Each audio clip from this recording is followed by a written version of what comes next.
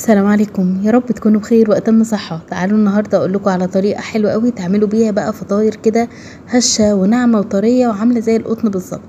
طعمها في منتهى الجمال، تقدروا تعملوها بالجبنه او حتى بالشوكولاته.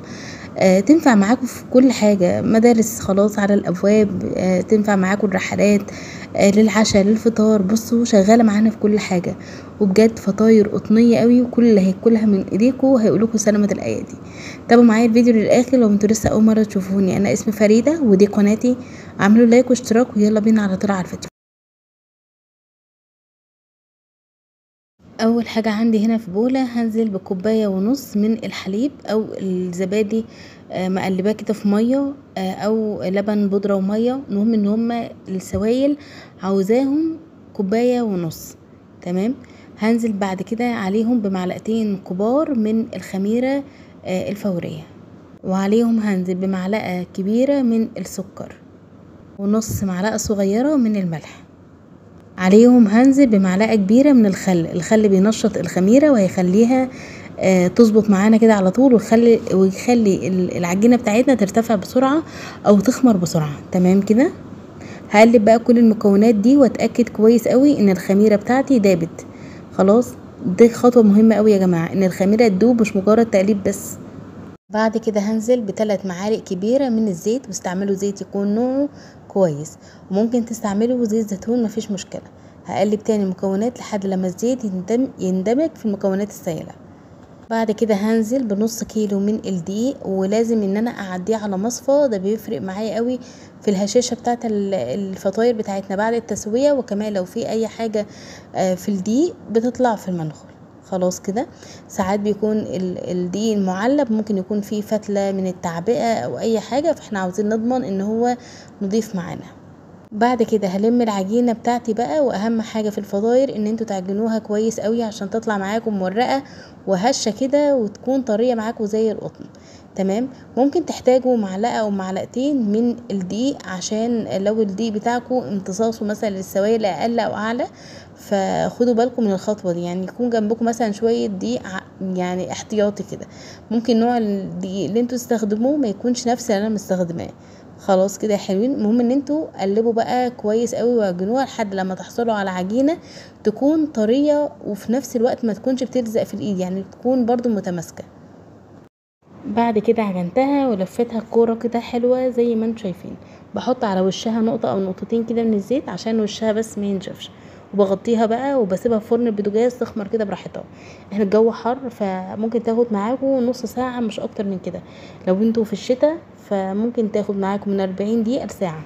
خلاص كده. وبرضو على حسب حراره الجو اللي انتوا حاطين فيه العجينه بتاعتكم. قولي هنا بقى العجينه بعد ما شاء الله ما اختمرت حجمها تضاعف وشكلها عامل ازاي.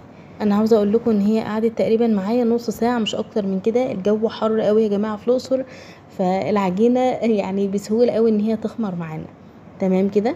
هلمها بقى وابدا ان انا اشيلها واحطها على سطح الرخامه. زي ما لاحظتوا ان العجينه بتاعتنا طريه قوي يا جماعه، وفي نفس الوقت ما بتلزقش في الايد، فاحنا عاوزين عجينتنا تكون كده. شويه دقيق كده صغيرين على سطح الرخامه، هحط العجينه بقى بتاعتنا، وبعد كده هنبدا ان احنا نقسمها لكرات بقى صغيره. الكميه زي ما انتوا عاوزين. انا عملت 12 فطيره. تمام.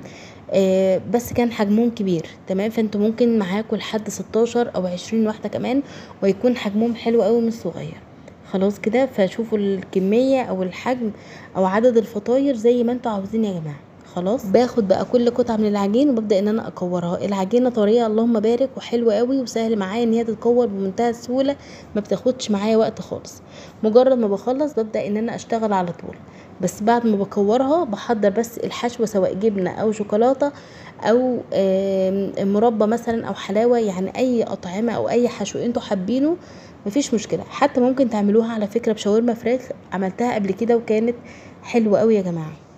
سطح الرخام بقى وبحط عليه شويه كده من الدقيق، وحاولوا برضو الدقيق ما يكونش كتير زياده عن اللازم، عشان لو الدقيق بتاعكم كتير العجينه هتمتص الدقيق ده وهتبقى ناشفه معاكم بعد التسويه. فخدوا بالكم يعني من التركه دي. ممكن تاخدوها مسحه خفيفه من الزيت، بس انا بصراحه مش بفضل الزيت قوي. خلاص كده. باخد اول قطعة من العجين او الكورة معانا، والوش بتاع الكورة من فوق بخليها ملامسة لسطح الرخامة، وابدأ ان انا افردها بقى بالنشابة بتاعتي كده، كأني بعمل يعني بالطول وبالعرض، زي هعمل مثلا شكل اقرب شويه للمربع. تمام، مش لازم يكون بيرفكت مربع مظبوط قوي يعني. المهم ان انا عاوزه حاجه الفها زي الفينو كده يا جماعه. خلاص، بعد كده بجيب القطاعه بتاعتي او السكينه، اي حاجه متاحه عندكم، وببدا ان انا اديها خطوط كده طوليه. نصيحه ليكم بقى، ما تخلوش الخطوط الطوليه اللي انا بعملها دي تبقى طويله قوي، وفي نفس الوقت مش عاوزينها تروح للاخر. خلاص، يعني خلوها مش طويله، خلوها نص الخط اللي انا عاملاه ده مثلا. تمام، كل ما بيكون اصغر كل ما بيكون احسن بكتير واسهل في لف العجينه بتاعتكم. وبسيب جزء بقى عشان هبدا ان انا احط الحشوه فيه. انا هستعمل حشوه الجبنه اللي هي اللي بنقول عليها عندنا في المنصوره الجبنه اللي هي القديمه، او الجبنه الحادقه، او جبنه الخزين. تمام، بعد ما تتخزن يعني. خلاص، وبحط بقى الجبنه. ممكن تعملوا جبنه فيتا عليها كمون، ممكن تعملوا جبنه فيتا وعليها زيتون وحبه البركه، بيبقى فيه حاجات حلوه قوي. بس انا ولادي ما بيحبوش الا الجبنه القديمه دي من غير اي اضافات. خلاص كده، هي كده كده بتبقى حادقه، فمش محتاجه زيتون معاها ولا اي حاجه. وعلى طول كده بقى بمسك الطرفين قصاد بعض وببدا الفهم. وخدوا بالكم بقى، انا مرضتش اشيل الحته دي في المونتاج. خدوا بالكم ان يكون في كميه دقيق بسيطه خالص تحت العجينه، عشان ما تلزقش منكم وتغلبكم شويه. خلاص، دي طبعا كانت اول واحده بعملها، وما حبيتش ان انا اشيلها خالص يا جماعه، كنت عايزاكم ان انتوا تشوفوها. لو حسيتوا ان هي لزقت معاكم بتتشال برضو بمنتهى السهوله، بس كونوا حريصين شويه وما تلفوهاش جامد عشان ما تفكش منكم. الجزء اللي تحت ده بقى بحاول ان انا اقفله كويس قوي واضغط عليه عشان يقفل كويس قوي، عشان وقت التسويه ما يفتحش معانا.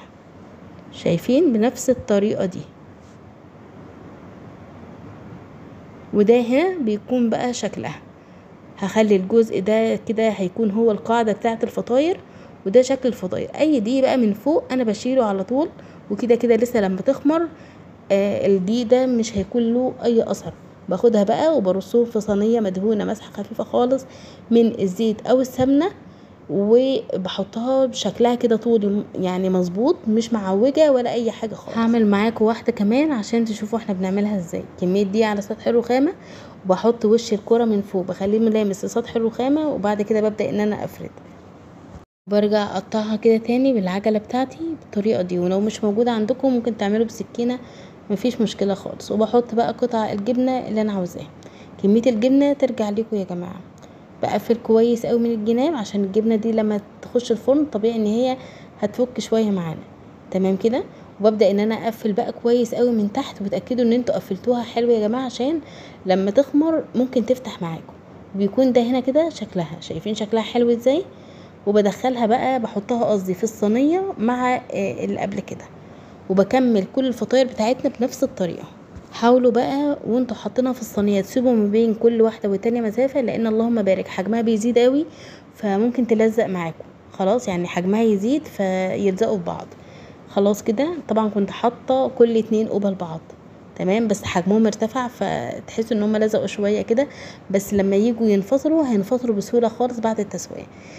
معلقتين 3 بقى حليب في كوبايه كده، وابداوا ان انتوا ادهنوا وش الفطاير بتاعتكم. عاوزين بيضه مفيش مشكله، بس الحليب هيديها طراوه شويه. خلاص. وبدهن وش الفطاير كلها بنفس الطريقه، وانتوا بتدهنوا بالراحه يا جماعه، عشان يعني كتر ما انتوا عمالين تخبطوا جامد في العجينه ممكن تفرغ الهواء اللي جواها. تمام، فاهمين قصدي؟ حسوا الهواء ده راح كده.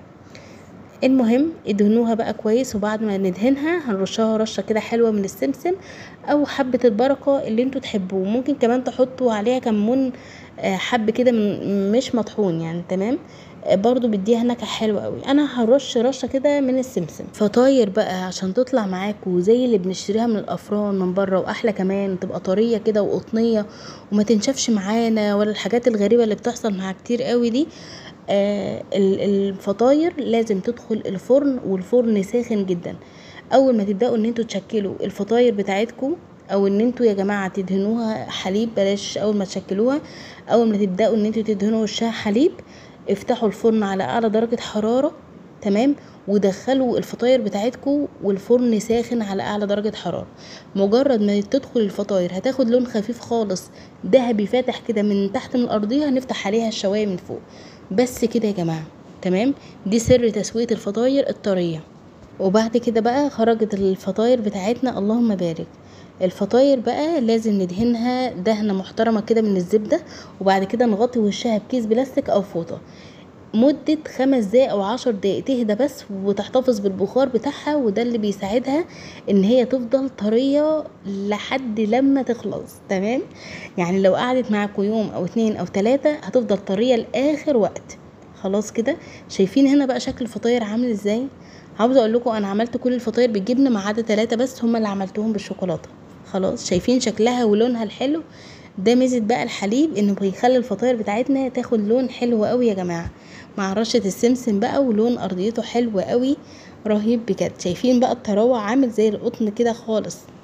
شوفولي بقى الجمال، اللهم بارك. الفطاير دي زي ما قلت لكم ممكن تعملوها وتكتبوها تسجلوها عندكم لوصفات للانش بوكس المدارس. كل سنه وانتم طيبين. خلاص شهر لسه تقريبا على المدارس، فهنبدا ان احنا نستعد ان شاء الله. هعمل لكم سلسله حلوه قوي للانش بوكس المدارس باذن الله. اكتبوا لي برده في التعليقات ايه هي الوصفات اللي انتم حابين ان احنا نعملها مع بعض. شوفوا لي بقى شكل الفطاير من جوه عامله ازاي. شايفين التوريقه يا جماعه، وشايفين العجينه عامله ازاي؟ عامله زي القطن، شبيه زي، يعني بصوا رهيبه بجد، كان فيها طراوه ما تتخيلوهاش. بس كده خلاص الفيديو بتاعنا خلص. اتمنى من كل قلبي وصفه النهارده تكون عجبتكم. لو وصلتوا لحد هنا ولسه ما اشتركتوش في القناه، اتمنى ان انتوا تشتركوا.